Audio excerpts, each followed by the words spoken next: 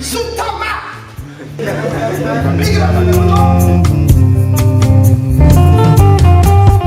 Hekibondo ubwambere hariho ahantu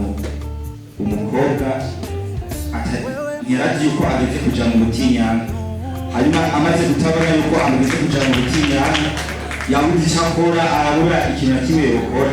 rero hari inyigisho nakuyemo ni uko bakwiye gushinga amasantere hanyuma abajene bakaza bariga ukuntu umubiri yabo iri irakora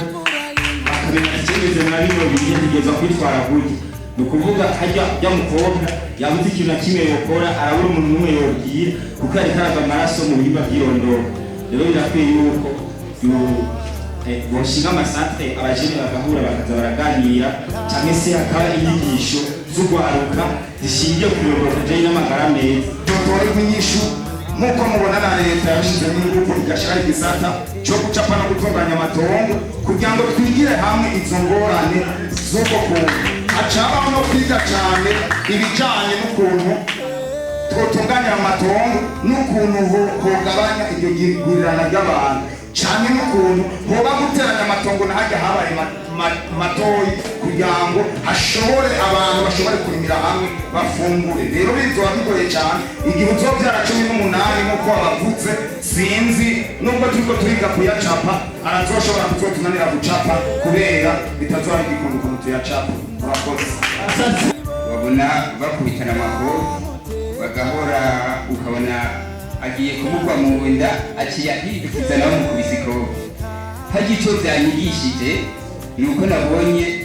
cyane cyane dusubiye inyuma mu gihugu cyacu higeze kuba injyane nyinshi izo njyane zikaba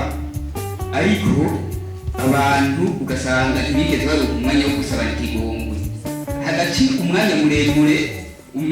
ku buryo uwakoze ikibi yibaza ngo cyaribagiwe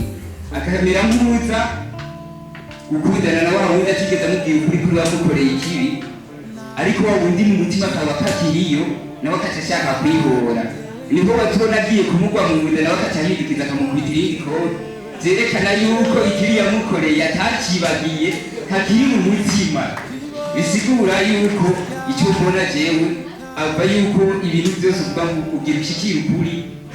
hotegerezwa kubanza kuba gusabana imbabazi ukemanga icyo wakoze hamwe wagikoreye ukamusaba imbabazi ukamugashira ahantu hameze neza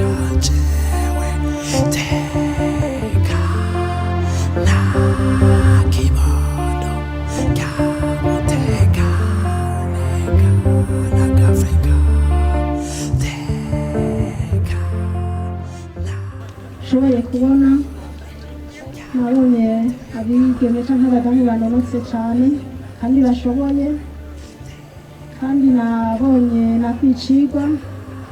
co kugira abana benshi ubukene bitera n'ingorane bitera kubiza umuryango cane